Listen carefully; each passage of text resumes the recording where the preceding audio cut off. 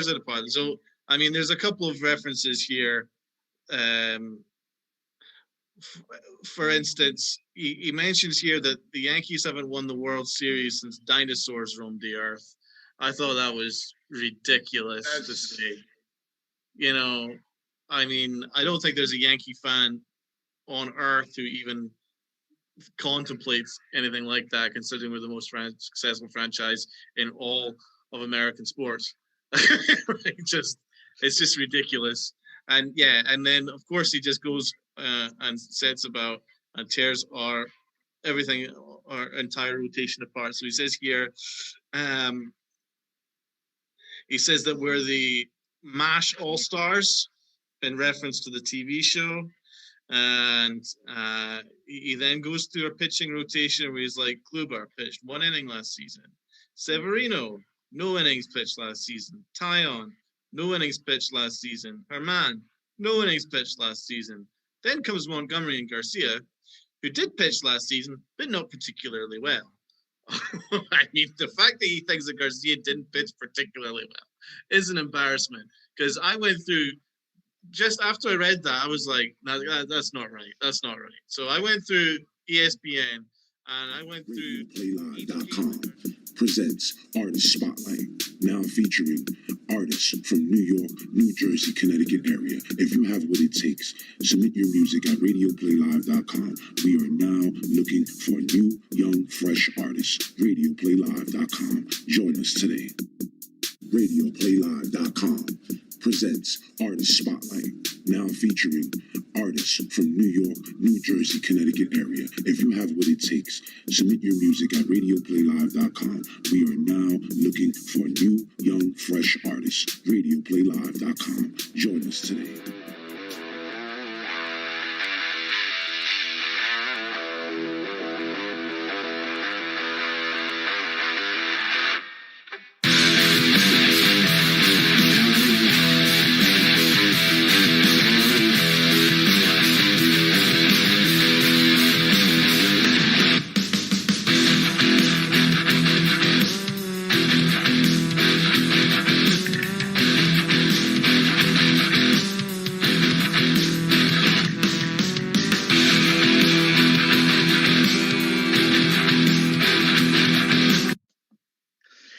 Welcome, everybody, Yankee Chronicles podcast. I'm Bobby. I am here with Evan, Rob, and Donald. And before we get started, we just want to ask you to check out statementgames.com. You can find a unique experience all your fantasy sports. Check out DocIslandsBaseball.org to learn about the final of baseball. And also YankeeChronicles.com. You have some great articles all about the Yankees, past, present, and future. And we are going to be talking about the media, Mike Lupica, and bias against the Yankees, because it never seems to fail every year that no matter what the Yankees do, they're always, in the media, they're always a step behind some other team, and they get completely disrespected. Donald, you found an article that Lupica put out to MLB.com. Let us know about that. He did, yeah. He posted an article on MLB.com on the state of our pitching staff. It was posted on January 26th, so it's fairly recent. And it, in a word, it's ridiculous. He just tears it apart. He just tears it apart. So, I mean, there's a couple of references here. For instance, he mentions here that the Yankees haven't won the World Series since dinosaurs roamed the earth. I thought that was ridiculous to say. You know, I mean, I don't think there's a Yankee fan on earth who even contemplates anything like that, considering we're the most successful franchise in all of American sports. It's just ridiculous. And yeah, and then of course he just goes and sets about and tears our entire rotation apart. So he says here, he says that we're the MASH All Stars in reference to the TV show. And he then goes through a pitching rotation where he's like, Kluber pitched 1 inning last season. Severino, no innings pitched last season. Taillon, no innings pitched last season. Herman, no innings pitched last season. Then comes Montgomery and Garcia, who did pitch last season, but not particularly well. I mean, the fact that he thinks that Garcia didn't pitch particularly well is an embarrassment. Because I went through, just after I read that, I was like, no, that's not right. That's not right. So I went through ESPN and I went through each game that Garcia pitched. And every game, apart from one start against the Red Sox, he pitched a quality start. Where he pitched over 6 innings of 3 runs or less. Apart from one game against the Boston Red Sox, and I think it pitched against the Marlins, but it was a winning game. I think he gave up 4 and 7, which is fine. We can live with that. So the fact that he actually went and said, but not particularly well, is just shows A, how much he hates the Yankees, and B, how little he actually knows about the Yankees. He comes off his perch, climbs onto his big boy chair, and then just rips the Yankees, I hate the Yankees. On MLB.com, which is actually meant to be a neutral website. That's what I love. That's a site that people go on for information, not to go on and read about some dude's absolute inherent hatred to the Yankees. You expect that from the Boston newspaper. Exactly. Not MLB.com. No, I don't expect it from anyone because it's immature journalism. Be a fucking professional. I don't care what professional at all. For growing up. If I get hired by ESPN and they tell me I'm a baseball reporter, I'm not going to be biased towards the Yankees or hatred towards the Astros. I'm going to sit there and be a professional and talk about facts and stats and things that are actually relevant to the game. But he sits there because he hates the Yankees, and he does this every single year. He's done it since 1988. When he was on stupid sports reporters. Screw that show. They're a bunch of idiots. They don't know anything. And the bias has existed for how long? A really long time. Look back at when Matsui should have won Rookie of the Year. But because he played in Japan, they're now going to count that against him and give it to Angel Baroa, who never played again. Are you kidding me? But it's been every year. That's another thing we talk about. The fact that the writers are biased. Because DJ LeMahieu has been robbed of 2 MVPs. Jeter's been robbed of an MVP. This is just all on the top of my head. There's far more. Brett Gardner and all the gold gloves that he should have gotten. Yep. It's seriously, how do you not get a gold glove if you lead the outfield in not having any errors for that season and you lead them in outfield assists? Nope, that's not gold glove worthy, but you're going to give it to a guy who had 3 errors that year? Get the fuck out of here. No, they don't want to give the Yankees any credit. No matter what they do, they sign. I'm surprised they didn't rip apart the Cole signing.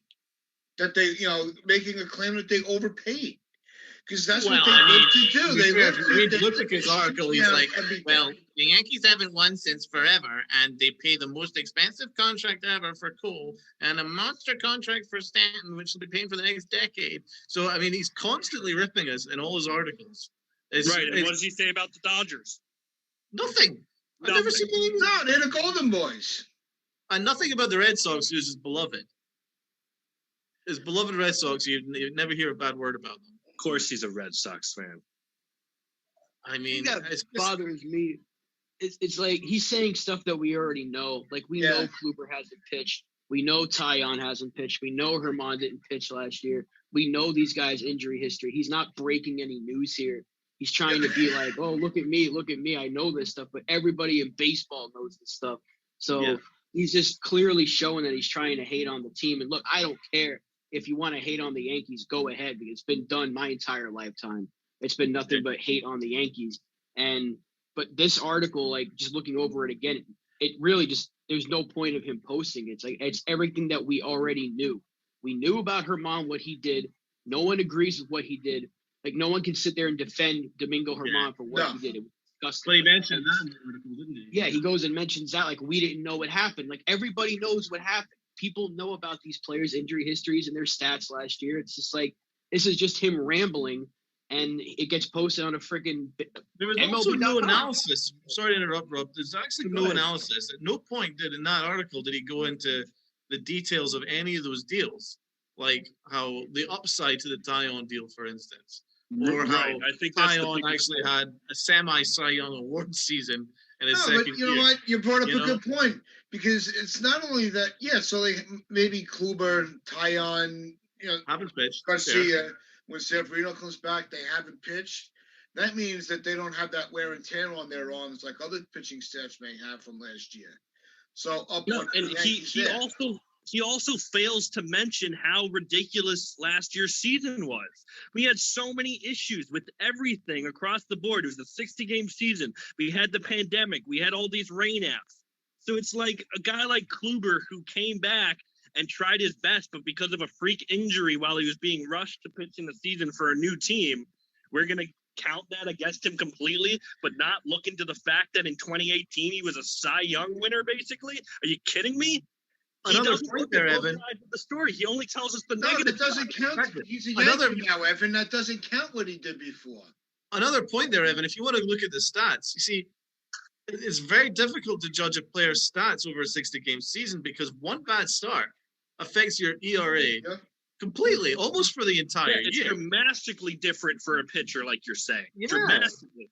And the problem, too, is we rag on Gary Sanchez, and I know I wasn't in support of him last year, but then again, you have to give him credit for the fact that it was a very bad season for a lot of players. And yet the Yankees are being over-magnetized because they're the Yankees. It's ridiculous. Yeah, so, for instance, he says here that Garcia didn't pitch well, right? But the 3-2 4.90 ERA doesn't look good, but that was only because of one start where he gave up a ton of runs. Exactly, but that's what but every other game was really good. The 60-game season, one bad start, one bad game derails. Yeah. And he only pitched like 8 games. Yeah. And most of them are almost entirely quality starts, but one bad inning, and that affects your entire ERA for the season, you know? And also the Yankees struggled to win games for a period, so he'd actually been pitching quality starts but not getting the wins for it. But that's not his fault, because he pitched a shutout against the Mets over 6 innings in his first start. I don't think he got the win for that, because... It's like even that year when Chad Green had to go back to the minor leagues. Yeah. Because he had like a 10-plus ERA, but finished the year almost in the 4s. When you're pitching one inning at a time, you know how hard that is to drop the ERA like that? But they won't talk about that. All they talk about is how he got punished to the minor leagues, which he welcomed to fix himself. But they won't mention that part of it. That he I also hate the fact problems. I hate the fact that he mentions the Cole deal, but he's going to ignore the Bauer deal. The Cole deal makes so much more sense for us than the Bauer deal would have, and it's so stupid to me. It's so stupid that because we gave a lot of money to Cole when we had to do it, a player who we have been looking for since we drafted him in 2008, so over a decade, we spent poorly. Are you kidding me? Every team wanted to do what we did last year. But because we did it, it's bad. All they kept screaming about after 18 was how the Yankees didn't have the starting, they didn't have that ace pitcher. Then the Yankees go and they get the ace pitcher, and they still want to make a critique out of it. They could all go for themselves. Because the Yankees did what they needed to do. The fans were completely behind it. We're glad we have Cole. We're ecstatic about it. So what's next that they're going to hate on? And the thing is, if we didn't get Garrett Cole, if he turned around and actually signed for the Dodgers last year, we would have gotten shredded for it. We would have gotten shredded for it. They would have been on our asses. Oh, the Yankees can't even, the big bad Yankees can't even get Garrett Cole. Do you know? So it's either way, we'd always have been ripped. We get ripped for giving him the most expensive contract, which would have taken to sign him, and we would have gotten ripped had we not signed him. There's two extremes of media. We buy our championships, or we're a poverty franchise. Yeah. There's no in between for us. And you know what? We deal with it because we know what we have. The players know what their value is. We don't need the media to keep hyping or diminishing their play on the field. Yeah. Let the stats speak for themselves. Because there's no seat. It's what was it? It's 93. The Yankees haven't had a losing season. What other team can say that? But then again, we bought our winning seasons. But that's the thing. I mean, I think it's strangely because the Yankees have been competitive since forever, since I can remember. They're always basically a playoff team or right there, right? Basically for all our lifetimes, they're pretty much in the playoffs every year, and if not, they've got a winning record, right? But then there's teams like the Red Sox. Only recently, well, for most of my lifetime, couldn't win anything. But then for recently, they started winning World Series. Whenever they do, they need to tear the whole thing down for 6 years, and then they come back and win, and then break it all down again. So, but they get credit for that. But the Yankees don't get credit for the fact that they're consistent every single year. Do you know? So, like, what do you guys think of that point? I think it's bullshit, and I think you're accurate in that statement. We have been relevant pretty much every year of my life. I'm 32 years old. Like I said, I think we've only had, I don't know, a handful of times in which we haven't made the playoffs or we haven't won. It's whatever. So it just, when you're that relevant and get no credit for it, it's infuriating. Yeah. Because I don't think you deserve credit for tearing things down and then starting all over again. No, and the fact that we were able to do what we did in 2016 when we announced that we were going into a rebuild and it only lasted 3 months as a rebuild is amazing. But they still celebrated that the Yankees were waving a white flag on the season. Yeah. I don't even think they were doing never that. followed up going that season. I think that's dumb. Did it the right way. They didn't wave a white flag at all. I hate when people say that dumb shit. They did. Because we're actually better when we actually put in Sanchez and stuff like that. When we gave him the reins after the All-Star break. They exactly ran that game, and Sanchez, even in that short amount of time, almost won Rookie of the Year. Yeah, if you have the opportunity to trade for stars, you do it. I'm sick of it, and I'm sick of the writers. I'm sick of the fact that we always get disrespected when it comes to awards. Like, it really annoys me. Like, DJ LeMahieu batted basically 400 for the entire year, and he still didn't even get close to winning the MVP this year. I mean, what does the man have to do? You know? He's got to walk on water. Exactly. And they'll still give it to somebody else. Of course, because they come up with different rules, as you mentioned, the Matsui one. You know? Or Tanaka. Oh, he's not really a real rookie, but when somebody else does it, oh, yeah, no, they're a rookie. Do you know what I mean? Right. They gave it to Ohtani. Yep. Yeah, exactly. He played a professional career. Ohtani won that award before the first freaking game. There was no way that before the season started, they gave him that award. John Heyman literally campaigned for him. Yeah. It was pathetic. Oh my God, he's a two-way player. He's amazing. Oh, we're going to ignore the fact that he had a professional career for 6 years in Japan. Fuck that shit.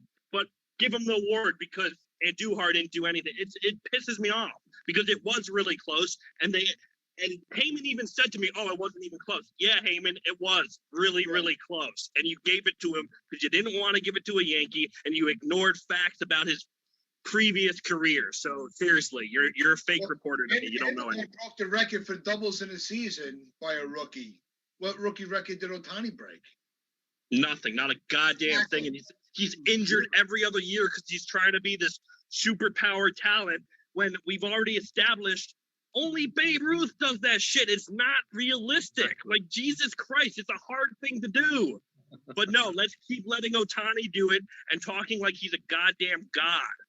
It just shows that they rewrite the rules whenever we're involved. They rewrite the rules on what the voting is or what counts as an MVP. Or when they won with the judge. That was another joke. Oh my God. That was the best example. Yep. 50 home runs he hit that year? Yeah, but he's not, we got Rookie of the Year, which we were happy about. He earned it. But he should have also been the MVP. Never got it. Couldn't believe it. I don't understand what the most egregious one was Derek Jeter. There is not one reporter that can give a legitimate reason of why all these Yankees get screwed all the time. And Brett Gardner's the one that should be screaming the loudest, like Evan said.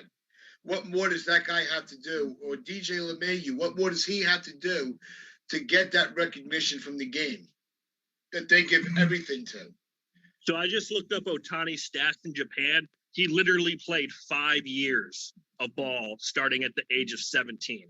So get the fuck out of here. He was a professional from age 17, just like Gary Sanchez. So stop it. I don't care if it's the independent Gaga Gaga leagues or Japan. He's still a professional player.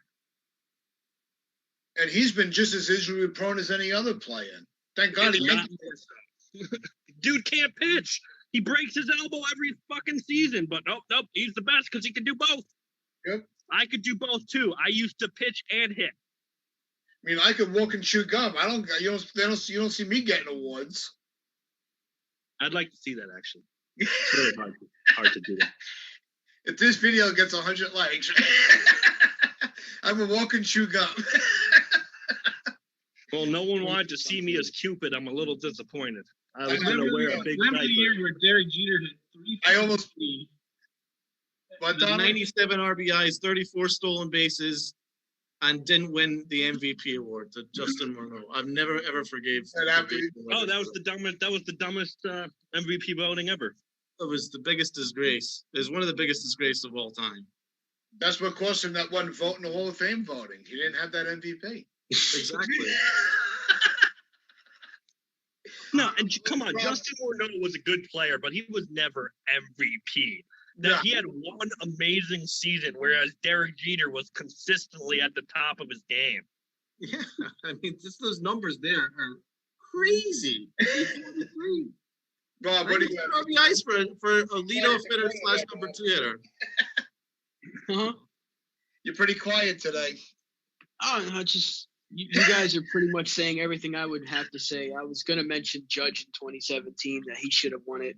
It's just, we're used to this by now. I mean, it's infuriating that every year that a Yankee probably should win an award. They don't. But I've come to expect it. It doesn't surprise me. Yeah, but why doesn't this happen in any other sport? It's like baseball.